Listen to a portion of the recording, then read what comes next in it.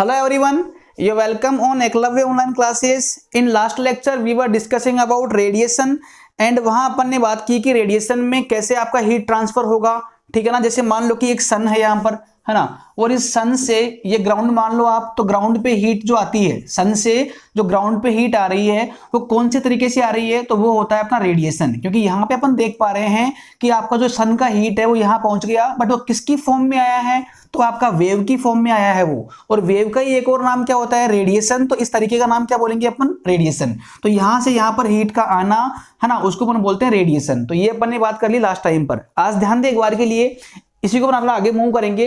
तो पहली बात तो जो अपना रेडिएशन आ रहा है, जो वेव आ रही है, उस वेव की प्रॉपर्टी क्या क्या होती है ना, कि आपका जो हीट है वो किस फॉर्म में आ रहा है, आपका हीट आ रहा है वेव की फॉर्म में, है ना, इन फॉर्म ऑफ रेडिएशन। तो उसकी प्रॉपर्टी क्या होगी, तो आप लिखिए एक पॉइंट ना, properties of thermal radiation, या इसको आप शॉर्ट में बोल सकते हो वेव, एक ही बात है ना, थर्मल वेव, ठीक है ना। तो इनकी प्रॉपर्टी क्या होती है। अच्छा, तो फर्स्ट प्रॉपर्टी है ये रहेगी इनकी, कि आपने सुना होगा कि हर वेव का वेवलेंथ होता है कुछ ना कुछ। तो यहां पर अपन बात करना चाहेंगे कि इस वाली वेव का जो वेवलेंथ है वो कितना होता है या किस रेंज में लाई करता है। तो आप लिख लीजिए इस चीज को, आप इसको आपको याद ही करना पड़ेगा कि wavelength lies between 1 micrometer to 100 micrometer. यहां पर जो माइक्रो है वो प्रीफिक्स है, और माइक्रो का जो वैल्यू होता है वो होता है 10 टू पावर -6। तो मैं इसको ये भी बोल सकता हूं 10 टू पावर -6 मीटर से लेके 100 इंटू 10 टू पावर -6 मीटर तक की वेवलेंथ इनकी होती है। तो इन वाली वेव की या इन वाली रेडिएशन की, या आप बोल दो कि जो हीट रेडिएशन है उनकी जो वेवलेंथ है वो इस रेंज में कहीं पर भी लाई कर सकती है ना। तो ये आपको याद करना है। तो सेकंड पॉइंट है वो देखो आप इसके बारे में, सेकंड पॉइंट इसका ये आएगा कि दीज वेव, क्योंकि ये वेव है, और वेव आपने पढ़ा होगा, सुना होगा कि वेव में रिफ्लेक्शन होता है, रिफ्रैक्शन होता है। तो जो आपकी हीट वेव होगी वो भी इन सारी प्रॉपर्टीज को फॉलो करेगी, है ना। तो यहाँ पे लिखना पड़ेगा अपने को कि these wave follow the law of reflection,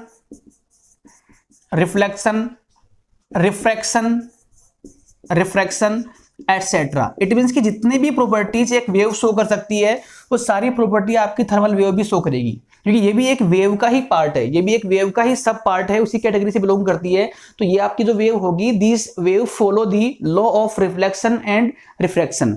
अब ये आपने पढ़ रखा होगा कि what is the law of reflection, कि इंसिडेंस एंगल जो होगा that will be equal to emergent angle, है ना। तो ये बातें अपन ने कर रखी है, हालांकि उन चीजों का यहाँ पर कोई, है ना, इतना इंपॉर्टेंस नहीं है, ठीक है।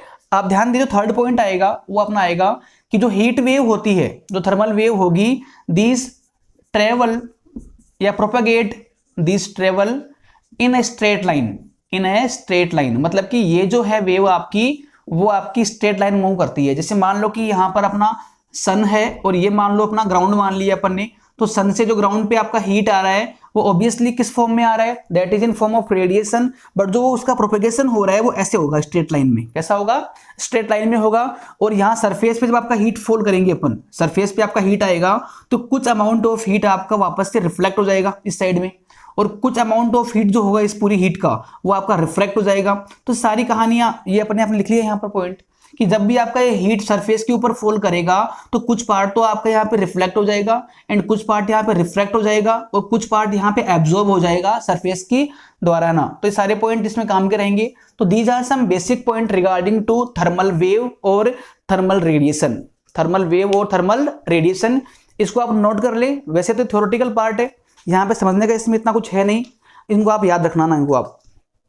अच्छा, अब देखो इसमें अपन आगे मूव कर रहे हैं, और जो अब अपन पढ़ने वाले हैं that is the most important part of this way of heat transferring, कि रेडिएशन का जो सबसे इंपॉर्टेंट पार्ट है, जहां से न्यूमेरिकल बनते हैं, जहां से अच्छे क्वेश्चन बनेंगे, है ना, आईआईटी एडवांस में या नीट तक के, है ना, यहाँ पे सवाल बन सकते हैं। तो वो अपन अब पढ़ने वाले। इसी का एक सब कैटेगरी होगा, इसी का एक पार्ट चल रहा है अभी, तो वो होगा आपका Newton's law of cooling. Newton's law of cooling ये आपके लिए इंपॉर्टेंट रहेगा, of cooling.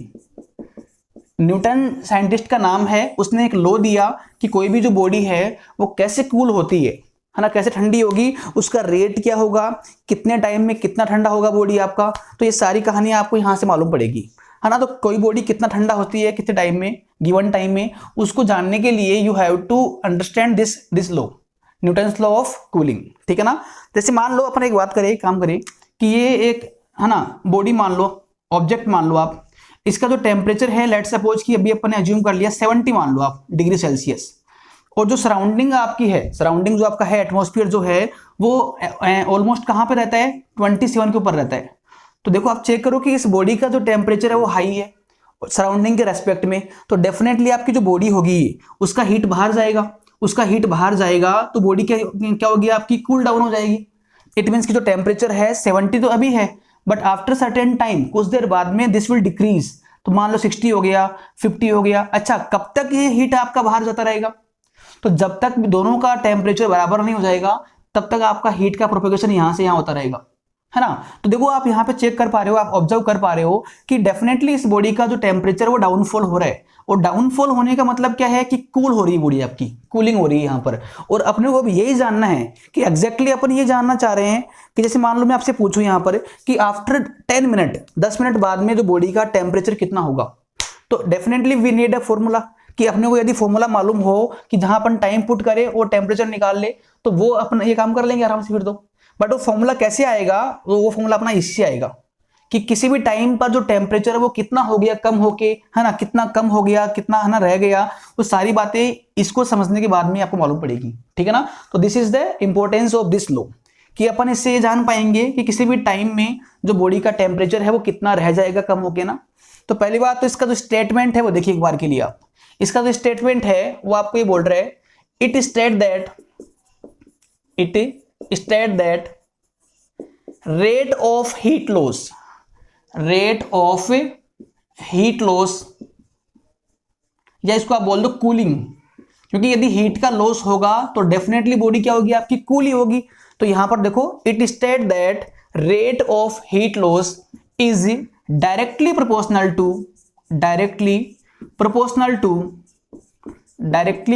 To difference of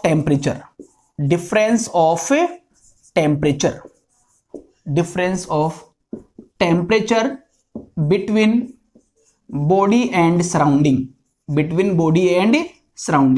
ये इसका स्टेटमेंट है। थोड़ा इसको हम देखते हैं कि क्या बोलना चाह रहा है आपका, ठीक है ना। सिंपल लैंग्वेज बोल रहा है ये कि किसी भी बॉडी से कितना हीट लॉस होगा, क्योंकि हीट तो लॉस होएगा जब उसको सराउंडिंग में रखेंगे, और यदि बॉडी का टेम्परेचर हाई है सराउंडिंग के रेस्पेक्ट में तो वहां से हीट लॉस तो होगा। अब अपन ये जानना चाह रहे हैं कि वो हीट का लॉस किस रेट से होगा, कितना फास्ट होगा, वरना वो किस रेट से होगा। तो वो होता है आपका कि जितना जो डिफरेंस है बॉडी के टेम्परेचर में और सराउंडिंग में उसके प्रोपोर्शनल होगा। मतलब कि यदि जो डिफरेंस है बॉडी का और सराउंडिंग का टेम्परेचर का वो ज्यादा होगा तो वहां पे आपका हीट फास्टली रिमूव होगा, और यदि डिफरेंस कम है तो आपका हीट का लॉस कम रहेगा। ये बात तो अपन ने पहले भी कर रखी है आई थिंक, है ना, कि जितना डिफरेंस होगा, जैसे मान लो कि दो केस बनाए अपन, लेट सपोज कि मेरे पास में दो बॉडीज है, एक बॉडी मान लो यहां रखी हुई है, एक मान लो बॉडी यहां रखी हुई है। इस बॉडी का जो टेम्परेचर है लेट सपोज 70 मान लो, और जो इस वाली बॉडी का टेम्परेचर है वो मान लो कितना 50 मान लो आप, और जो सराउंडिंग है वो लेट सपोज 27 के ऊपर मेंटेन हो रखी है। तो देखो आप चेक करेंगे, मैं आपसे पूछूं कि कौन सी बॉडी से आपका हीट रैपिडली बाहर जाएगा, फास्टली मूव करेगा, रिलीज होगा, तो यहां पे जो डिफरेंस है ज्यादा है इन दोनों, इस वाले पेयर के लिए डिफरेंस क्या है, ज्यादा है कंपैरेटिवली इस वाले पेयर के। तो ऑब्वियसली इस वाली बॉडी का जो हीट का लॉस होगा वो ज्यादा तेजी से होगा इसके कंपैरेटिवली। ये बोलना चाह रहा है कि किसी भी बॉडी से जो हीट का लॉस है वो कितना होगा, ये बात डिपेंड करती है कि बॉडी के टेम्परेचर में और सराउंडिंग में डिफरेंस कितना है। जितना बड़ा डिफरेंस होगा उतना ही आपका हीट का लॉस भी होगा, ठीक है ना। तो ये इसका स्टेटमेंट है। अब इससे अपन कुछ डिराइव करेंगे मैथमेटिकली, है ना। अच्छा, इसको मैं लिखूं कि मैथमेटिकली इसको अपन क्या बोलेंगे मैथमेटिकली, तो एक काम करो आप, एक काम करो, मान लो आपकी यहां पर एक बॉडी है, इसका जो टेम्परेचर मान लो कितना अपन ने टी मान लिया, कितना मान लिया अपन ने टी, और जो सराउंडिंग का टेम्परेचर है वो कितना आपका टी नोट है। T note is denoted by या denote to surrounding temperature and T is temperature of body. अच्छा, अब देखो इससे हीट का लॉस होगा, क्योंकि यदि आपका टी का जो वैल्यू है वो टी नोट से ज्यादा है तो डेफिनेटली आपका हीट का लॉस होगा। तो हीट का सिंबल होता है क्यू, हीट का सिंबल क्या होता है, क्यू होता है, पढ़ रखा है अपन ने ना, या इसको मैं यहां लिखूं, हीट का सिंबल है ना क्यू होता है। बट यहां पर हीट से मतलब नहीं है, यहां पर है रेट ऑफ हीट लॉस, कि हीट के लॉस होने की रेट क्या है, कितना फास्ट वो लॉस हो रहा है। तो रेट जो होती है वो होती है टाइम के रेस्पेक्ट में, जो रेट होती है वो टाइम के रेस्पेक्ट में होगी। तो यहां पर अपन किसकी रेट निकाल रहे हैं, हीट लॉस की, तो यहां पर आएगा dq अपॉन dt, ऐसा लिखना पड़ेगा आपको, dq अपॉन dt, है ना। ये q जो है वो हीट है और जो t है वो टाइम है, मतलब कि q का जो रेट है चेंज होने का टाइम के रेस्पेक्ट में वो dq अपॉन dt होगा। और इसी को अपन क्या बोलेंगे, the rate of heat loss, the rate of heat loss, क्योंकि मान लो कि इसमें से कुछ हीट बाहर जाएगा तो वो q हीट मान लो बाहर जा रहा है ना, तो dq अपॉन dt जो है that denote rate of heat loss. But देखो यहां पर एक और चीज करनी पड़ेगी आपको कि यहां पे बोला हुआ है कि लॉस मतलब कि हीट में कमी आ रही है इस बॉडी के लिए, तो लॉस को रिप्रेजेंट करने के लिए you have to add minus also. तो ये जो टर्म है इसको अपन क्या बोलेंगे, इसका नाम होगा रेट ऑफ हीट लॉस, या इसको आप ऐसे बोल सकते हो the differentiation of heat with respect to time. यदि आपने पढ़ रखा है डिफरेंशिएशन तो वहां आपको सर ने पढ़ाया होगा कि डिफरेंशिएशन का मीनिंग क्या होता है। इसका बेसिक मीनिंग होता है रेट से, कि कोई भी क्वांटिटी किस रेट से चेंज हो रही है, उसमें जो परिवर्तन आ रहा है वो किस रेट से आ रहा है, तो अपने को वही निकालना है। तो ये जो स्टेटमेंट आपको ये बोलना चाह रहा है कि negative of dq upon dt is proportional to, लिखा हुआ is proportional to difference of temperature, difference of temperature. Now check what is the difference, तो डिफरेंस आपका आएगा t माइनस टी नोट, ये आपका आ गया डिफरेंस आ गया। अच्छा आपको ये भी आना चाहिए कि जब भी ये साइन अपन रिमूव करेंगे यहाँ पे प्रोपोर्शनलिटी का, प्रोपोर्शनलिटी जब भी रिमूव होगी तो वहां पे कांस्टेंट आएगा, ठीक है ना। तो कांस्टेंट अपन देखते हैं कितना आएगा यहाँ पर, तो ये बन जाएगा अपना minus dq upon dt equal में आपका आएगा k t minus T naught, और जो k है वो होता है कूलिंग कांस्टेंट, कूलिंग कांस्टेंट। तो ये k जो है उसका वैल्यू है ना, आपको नहीं पता कि कितना होता है, आपको जानना भी नहीं है, ठीक है ना। तो ये k जो है उसका नाम देख लो आप, इसका नाम होता है कूलिंग कांस्टेंट, क्योंकि whenever we remove proportionality then there will be a constant also and that constant is k here and the name of this k is the cooling constant, cooling constant. अपन यहाँ पर एक और काम ये कर सकते हैं कि इस माइनस को मैं इधर ट्रांसफर कर दूं, तो आपका dq अपॉन जो dt है, dq अपॉन dt जो है वो आपका आ जाएगा minus of k t minus T note.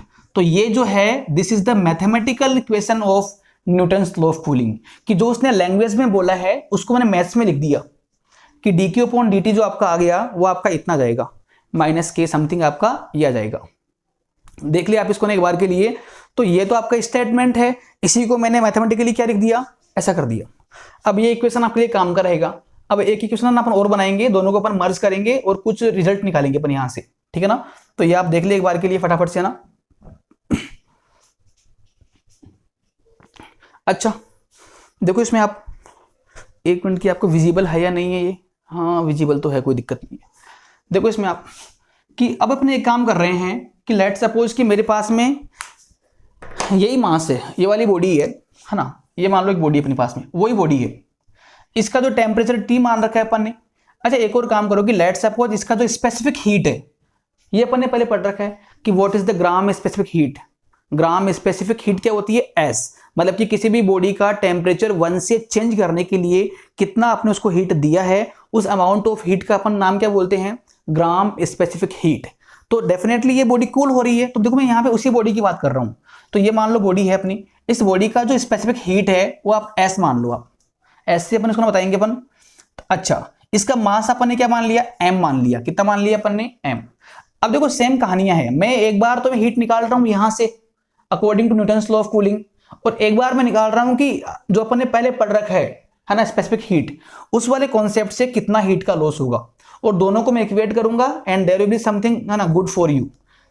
तो आप बताओ मुझे कि जैसे मान लो कि कुछ टाइम में, वेरी स्मॉल टाइम में, है ना, in time dt, in time dt क्या है, वेरी स्मॉल टाइम इंटरवल है। ये t जो स्मॉल t वो टाइम को बता रहा है, और जो कैपिटल T वो टेम्परेचर होता है। तो मान लो कि इस बॉडी का जो टेम्परेचर लॉस है, कि ऑब्वियसली ये बॉडी आपका हीट का लॉस करेगा सराउंडिंग को, तो मान लो कि इसका जो हीट का लॉस हो गया, जो टेम्परेचर का लॉस हो गया, वो मान लो कितना है, dt मान लो आप। अब ये जो है वो क्या है, चेंज इन टेम्परेचर है, और ये क्या है, उस चेंज को आने में लगा टाइम है। क्योंकि जैसे मान लो कि अभी की कहानी तो ये है कि जो टेम्परेचर मान लो T है, but in a very small time interval, बहुत कम टाइम में इसका जो टेम्परेचर है मान लो इतना कम हो गया।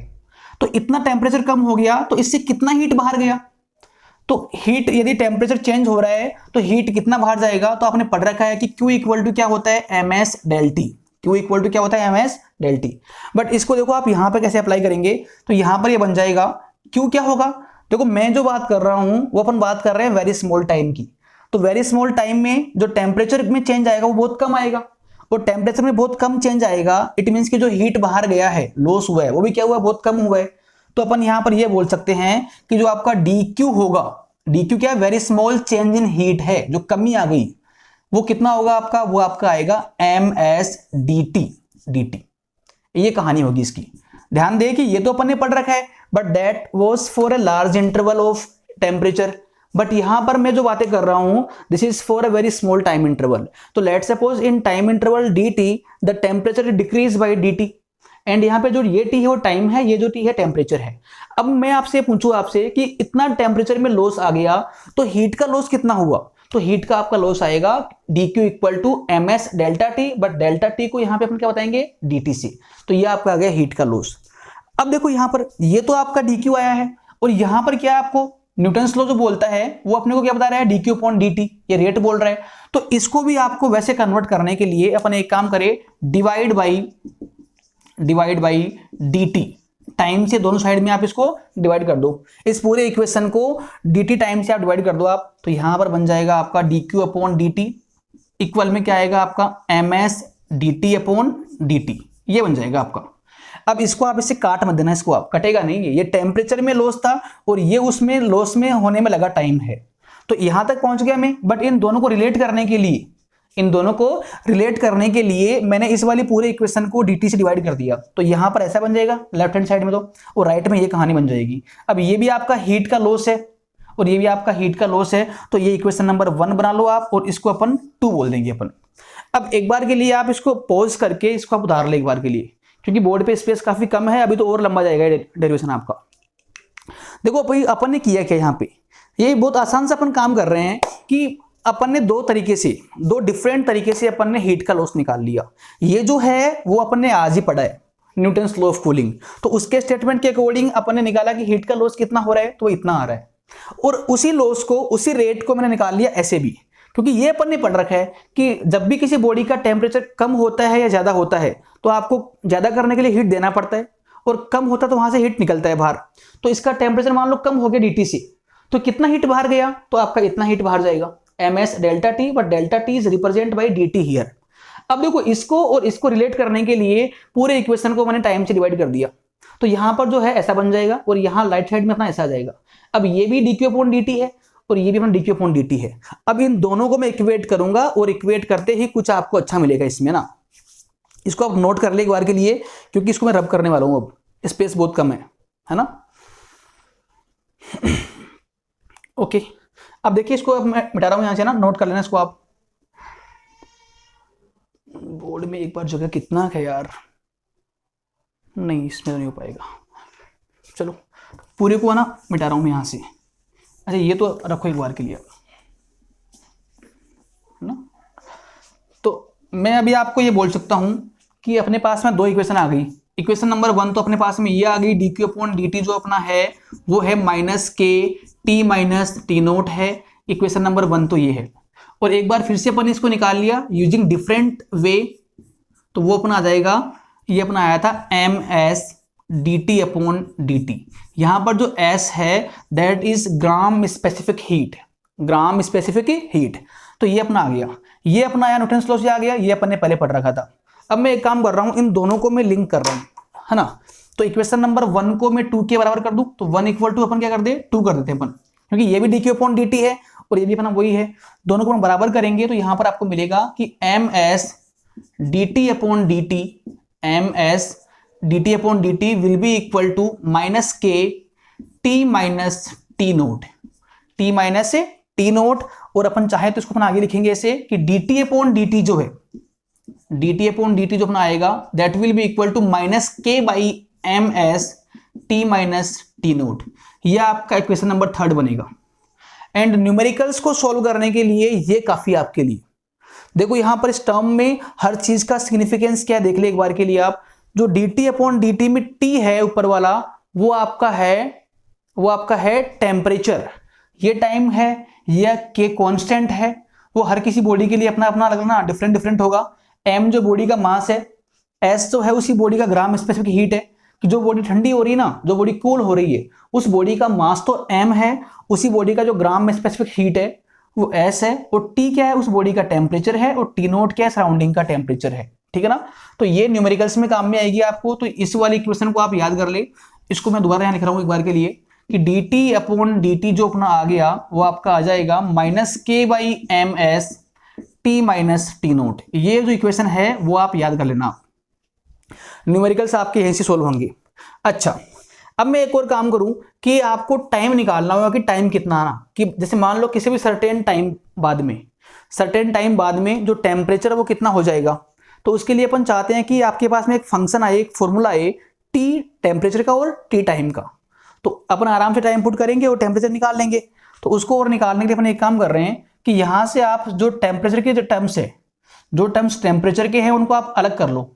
तो देखो ये टेम्परेचर है और ये भी क्या टेम्परेचर ही है। तो मैं एक काम कर रहा हूं कि डी टी अपॉन इसको कर रहा हूं T minus T note, T minus से टी नोट इक्वल में आपका आ जाएगा minus K by M S, इसको इधर ले आओ आप, इंटू क्या आएगा आपका डी टी आएगा, है ना। देखो ऐसा, देखो अभी अपने को जो डिफरेंशिएशन है उसको अपने रिमूव करना है, यहाँ से डी को रिमूव करना है।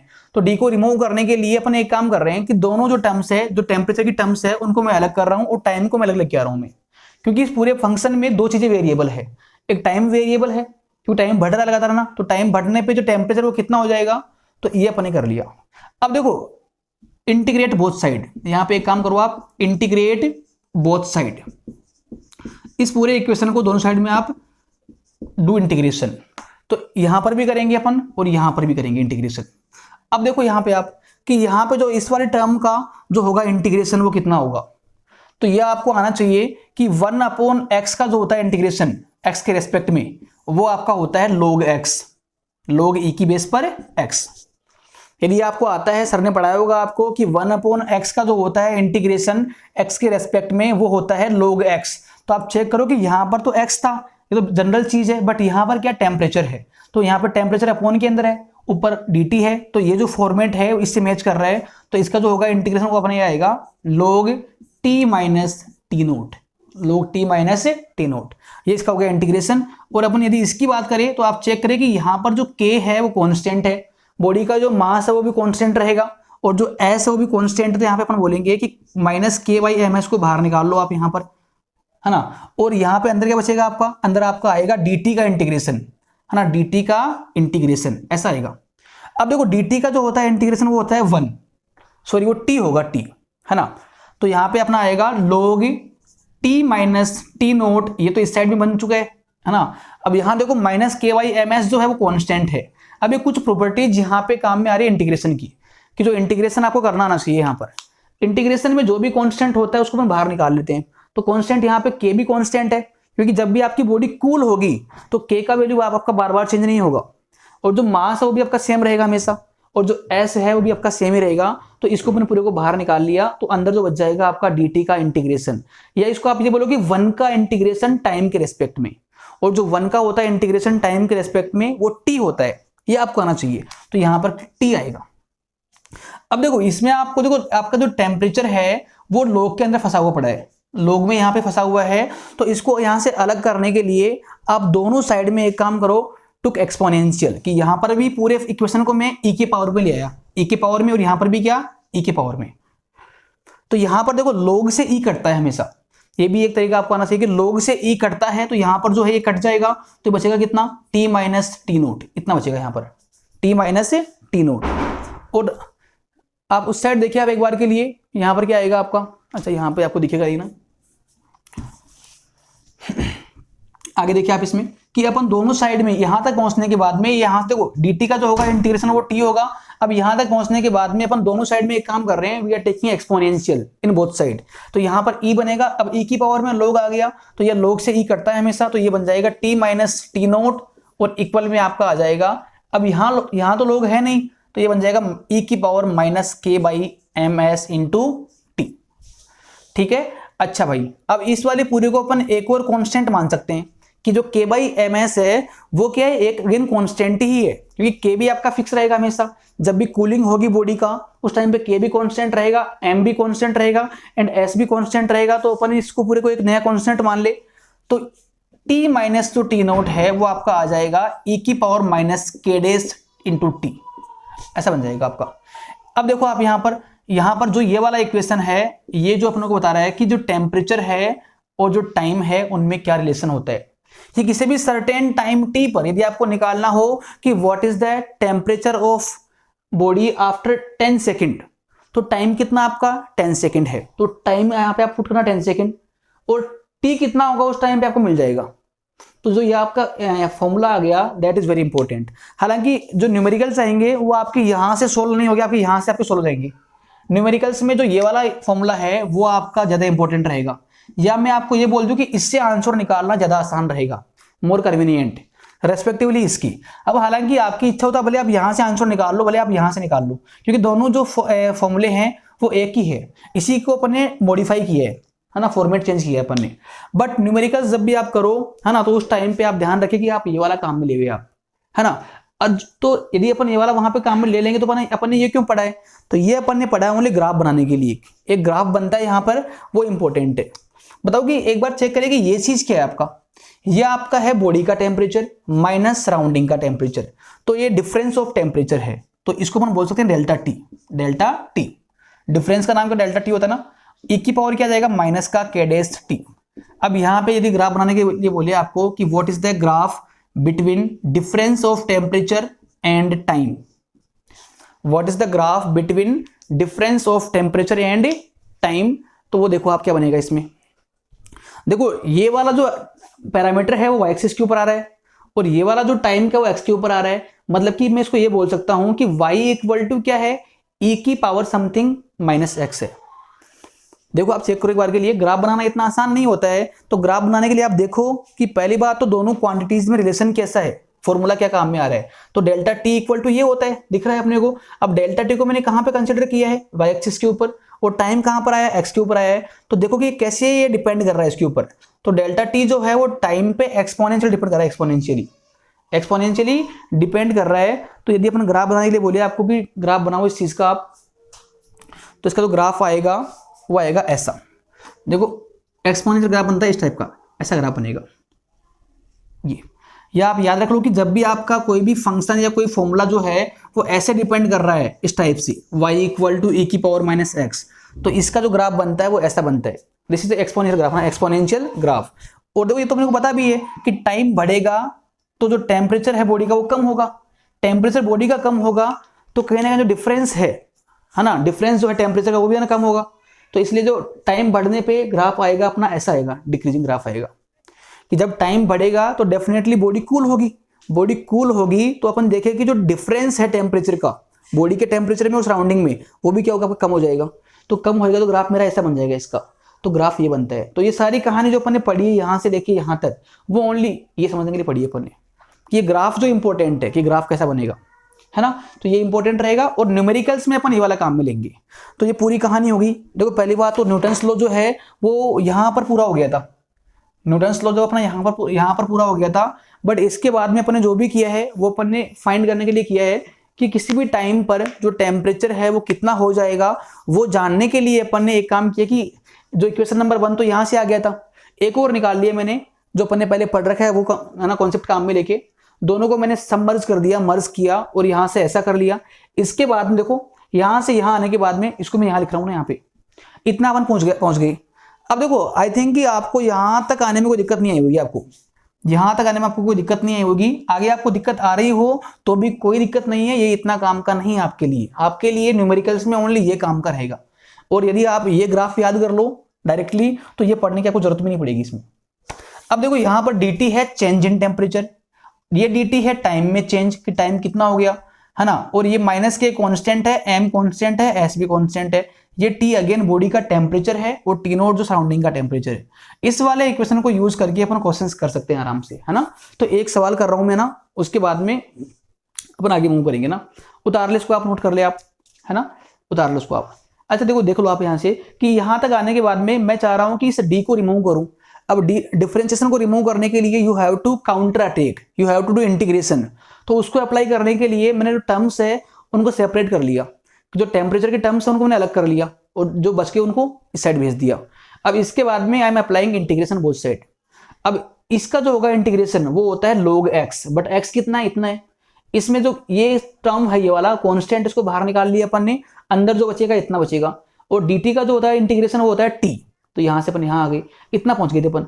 अब इसमें से भी जो t जो आपका टेम्परेचर है वो log में फंसा हुआ है, तो log से उसको फ्री करवाने के लिए we can took exponential both side.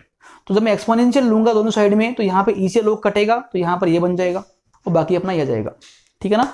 तो ये आपका आ जाएगा और इसका नाम क्या होगा, डिफरेंस ऑफ टेम्परेचर। और इसमें और टाइम में अपन ग्राफ बनाएंगे तो ग्राफ मेरा ऐसा बनेगा एक्सपोनेंशियल, ठीक है ना, ये आप याद रख लिया। अब देखो मैं दोबारा बोल रहा हूं, टू डू न्यूमेरिकल्स सोल्व करने के लिए आप ये याद रखिए हमेशा। इसको मैं इरेज कर रहा हूं। तो न्यूटन्स लॉ जो है कूलिंग वाला वो ओनली आपका यहां पूरा हो गया था, बट और चीजें जानने के लिए कि टेम्परेचर कितना हो जाएगा किसी टाइम पर, कितना कम होगा, वो सारी बातें जानने के लिए अपन ने दो कॉन्सेप्ट को मर्ज कर दिया, इस वाले को और इस वाले को, और अपन ने रिजल्ट निकाल लिया एक। और जो रिजल्ट आपका आ गया वो आपको याद करना है, ठीक है ना। देखो आप यहां पर कि रिजल्ट आपका ये आ गया कि dt अपॉन जो dt है वो आपका आएगा माइनस के टी माइनस टी नोट, ये आपका आएगा, है ना। या k बाई एम एस बोल दो आप, k बाई एम एस, या आप इवन ये बोलो कि यार ये जो चीज है वो अगेन एक कांस्टेंट है कि जब बॉडी आपकी कूल हो रही है तो क्या इस वाली वैल्यूज पे फर्क पड़ रहा है, कुछ ना कुछ, वो हर बार कांस्टेंट रहेगी। तो मैं इसको एक अगेन शॉर्ट नेम बोल रहा हूं कि dt अपॉन जो dt है उसको अपन क्या बोलेंगे, माइनस का k डेस, और जो k डेस है वो इस पूरे का वैल्यू है, और t माइनस टी नोट आपका यहां पर रह जाएगा ऐसे कैसे, ये आप याद रख लिया। अब देखो इसको फॉर्मूले को क्वेश्चंस में अप्लाई करने के लिए आप एक और चीज देखिए आप कि यहां पर जो t है उसको आप लिखा करो t एवरेज, बॉडी का एवरेज टेम्परेचर, बॉडी का एवरेज टेम्परेचर, है ना। मैं कुछ करेक्शन कर रहा हूं यहाँ पे, कुछ मॉडिफिकेशन कर रहा हूं कि इस वाले फॉर्मूले को न्यूमेरिकल्स में अप्लाई करने के लिए इस t को आप क्या मानो, t एवरेज मानो, कि बॉडी का जो एवरेज टेम्परेचर वो कितना है, और ये जो dt है वो बॉडी का चेंज इन टेम्परेचर है कि कितना कम हो गया, और उसको कम होने में जो टाइम लग गया वो अपना यहां पर आएगा। बाकी ये तो कांस्टेंट है, सराउंडिंग भी है ना, सराउंडिंग भी कांस्टेंट के ऊपर है। अच्छा टी एवरेज कितना होगा, तो आपका टी एवरेज आपका होगा, जैसे मान लो कोई बॉडी है जिसका जो टेम्परेचर मान लो अभी T1 है, अभी कितना मान लो आप, T1 मान लो, और मान लो कि कुछ देर बाद में कम होके T2 हो गया, टाइम t बाद में कम होके मान लो T2 हो गया, तो मैं आपसे पूछूं कि what is the T average, तो आपका टी एवरेज आपका आएगा T1 प्लस T2 बाई 2। अरे दो क्वांटिटीज का एवरेज निकालते हैं, क्या करना पड़ेगा आपको, उन दोनों का summation upon number of quantity. तो इस बॉडी का जो टेम्परेचर है वो T1 था, बट कुछ देर बाद में कम होके मान लो कितना T2 हो गया, तो एवरेज कितना बोलेंगे इसका अपन, T1 प्लस T2 बाई 2। तो पहली बात तो इस फॉर्मूले में अपन ने कुछ करेक्शन किए हैं, है ना, हालांकि पहले भी सही था, बट न्यूमेरिकल्स में अप्लाई करने के लिए, न्यूमेरिकल्स में इसको अप्लाई करने के लिए अपन ने इसमें कुछ चेंजेस किए हैं, है ना। ये आप देख लो एक बार के लिए आप, ठीक है। अब देखो इसमें आप आगे एक सवाल देखो, आप फटाफट से आप एक सवाल देखिए। आप सवाल ये बोल रहा है आपको, इस सवाल को करते हैं ना, जो पूरा आपके डाउट है ना आपको मालूम पड़ जाएंगे कि डाउट है ना, आपको समझ में आ जाएंगे सारे इसमें।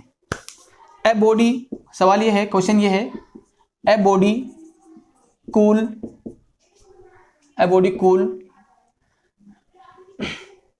in 7 minute from 60 degree Celsius to 40 degree Celsius, then what will be its temperature, then what will be its temperature after next 7 minute, ये क्वेश्चन है।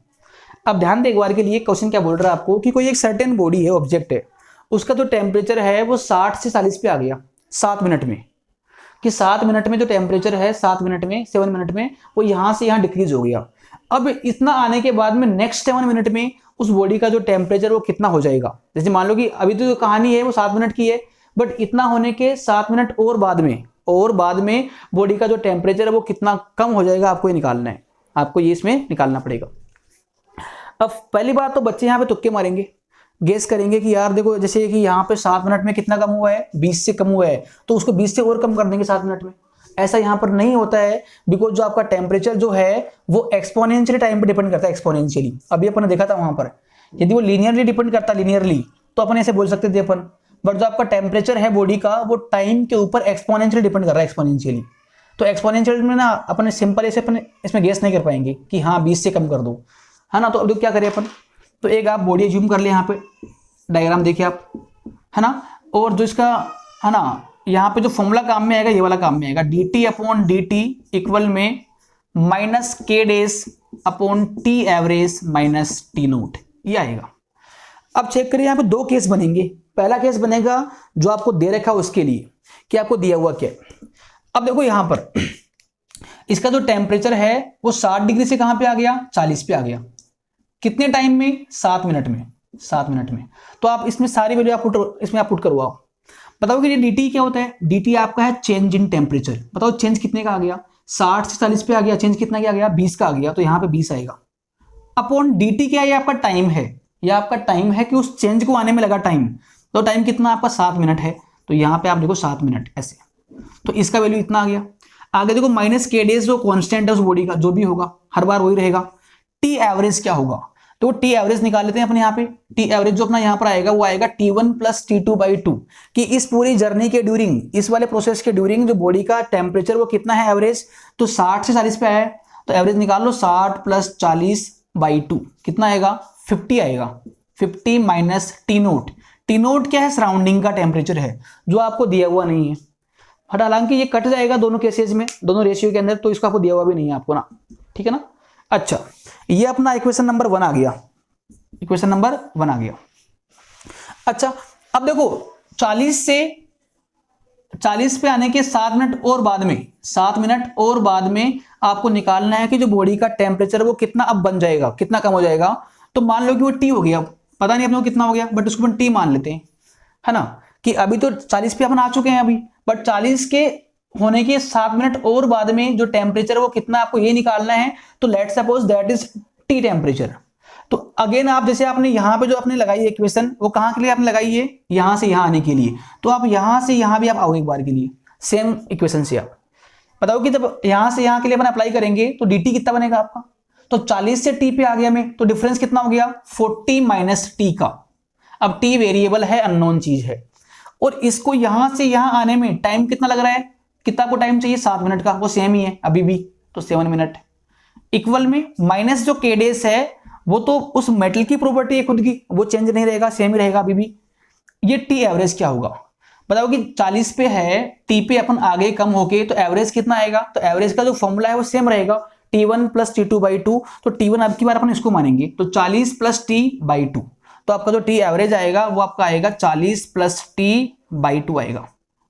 एंड माइनस जो टी नोट है, सराउंडिंग का टेम्परेचर है, वो सेम रहेगा, क्योंकि यदि यहाँ का हीट कुछ बाहर भी चला जाएगा तो आपका सराउंडिंग इतना बड़ा है, जो आपका एटमॉस्फेयर इतना बड़ा है कि इसके टेम्परेचर पे कोई फर्क नहीं पड़ता है।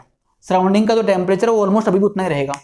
हालांकि इसका तो कम हो गया, बट इसके हीट को बाहर जाने से जो सराउंडिंग का टेम्परेचर है वो इतना चेंज नहीं होता है, तो अपन उसको 0 मानते हैं चेंज को।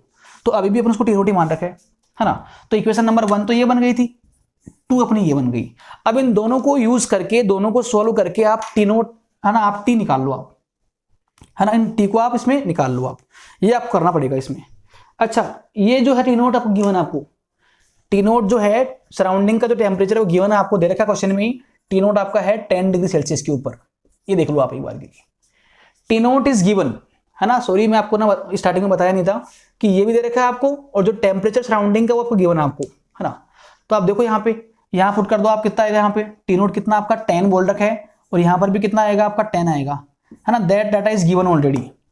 अब चेक करो ये कितना बन गया आपका, ये आपका आ जाएगा माइनस का 40 के डेज यहाँ तो, और ये कितना आएगा आपका, देखो आप इसको, तो देखो इसका आप एलसीएम लो आप, इसका अपना एलसीएम लेंगे तो ये अपना आएगा 40 प्लस टी माइनस 20, तो ये आपका आ जाएगा 20 प्लस टी, ऊपर आ जाएगा के डेज तो बाहर है ऐसे कैसे, और ये बन जाएगा अपना 40 माइनस 20 प्लस T/2 बन जाएगा आपका, ऐसा बन जाएगा आपका 20 प्लस T/2। अब एक काम करो, आप इन दोनों इक्वेशन को आप डिवाइड कर दो। आप इक्वेशन नंबर इसको बना लो, आप 1 है, ये मान लो 2 है, 1 को आप 2 से डिवाइड कर दो, या आप उल्टा बोल दो 2 को आप 1 से डिवाइड कर दो। आप 2 को आप 1 से डिवाइड कर दो, देखो कितना आएगा। 2 को मैं 1 से डिवाइड करूंगा तो चेक करें what about left hand side. तो लेफ्ट हैंड साइड में क्या हो जाएगा, ये इससे डिवाइड हो जाएगा। इससे जब अपन इसको डिवाइड करेंगे तो 7 मिनट से ये कट जाएगा रेशियो में आके, तो ऊपर क्या बचेगा 40 माइनस टी, और अपॉन में कितना आएगा 20। ये कहानी होगी लेफ्ट हैंड साइड में डिवाइड करने के बाद में। इधर की बात करें अपन तो ये केडेस जो है कट जाएगा अपना, तो यहां पर बनेगा आपका 20 प्लस टी बाई 2 ऊपर आएगा, और ये 40 अपना नीचे आएगा इंटू 40। ऐसा जब अपन डिवाइड करेंगे तो केडेस से केडेस कट जाएगा अपना, माइनस से माइनस कट जाएगा, माइनस यहाँ पर भी है ना, तो सब कुछ कट जाएगा, तो ये ऊपर टर्म आएगा, नीचे अपना ये आ जाएगा ऐसा ऐसा। अब देखिए आप इसमें 20 से काटो, आप इसको 2 बार कटेगा, तो क्या हो गया अपने पास में, ये अपने पास बन जाएगा 40 माइनस टी इक्वल में आ जाएगा 20 प्लस टी बाई 2 या टी बाई 4 आएगा, ऐसा बन जाएगा। अब एक काम करो, आप बाई क्रॉस मल्टीप्लाइंग इसको आप यहाँ मल्टीप्लाई कर लो, तो ये बन जाएगा अपना 160 माइनस 4t, इसको मैं इससे मल्टीप्लाई कर रहा हूँ, और यहाँ पर आएगा 20 प्लस टी। अब एक और काम करो, आप इसको इधर लेके आओ, आप इसको आप इधर भेज दो आप, तो ये आपका बन जाएगा 140 इक्वल टू 5t, है ना, बाई ट्रांसफरिंग, है ना, और ये t आपका जो आएगा वो आपका आ जाएगा 28 डिग्री सेल्सियस, 28 डिग्री सेल्सियस। यह आपका इसका आंसर रहेगा। मतलब कि फर्दर 7 मिनट बाद में, इतना होने के 7 मिनट और बाद में जो बॉडी का टेम्परेचर रहेगा वो कितना रहेगा 28 डिग्री सेल्सियस रहेगा। ये अपने को करना पड़ेगा इसके अंदर। तो यहाँ पे देखो, पहली बात तो आपको यहाँ पे गेस नहीं करना है, तुक्का नहीं मारना है कि यार 7 मिनट में जो टेम्परेचर है वो 20 से कम हो रहा है तो आगे 20 से कम होगा, ऐसा नहीं होगा। क्योंकि जो डिपेंडेंसी है टेम्परेचर की वो लीनियर है, लीनियर नहीं है, एक्सपोनेंशियल है। और उसको एग्जैक्टली निकालने के लिए जो फॉर्मूला ये वाला काम में आएगा, इसमें जो टी है वो टी एवरेज होगा हमेशा। तो जो एवरेज टेम्परेचर है वो आपको लिखना पड़ेगा, और एवरेज कितना होता है T1 प्लस T2 बाई 2 होगा। इतना किया अपन ने, ये अपन ने इसको अप्लाई कर दिया एक बार तो यहाँ के लिए, फिर एक बार इसको यहाँ अप्लाई कर दिया यहाँ के लिए। इक्वेशन 2 बनेगी और 2 ही अपने वेरिएबल है, उनको मैं डिवाइड करूंगा तो कुछ कटेगा पिटेगा, सोल्व करूंगा तो आपको टी मिल जाएगा। टी कितना आ गया 28 डिग्री सेल्सियस, ठीक है ना। तो ऐसे क्वेश्चंस यहाँ पर बन सकते हैं। Okay, thank you so much.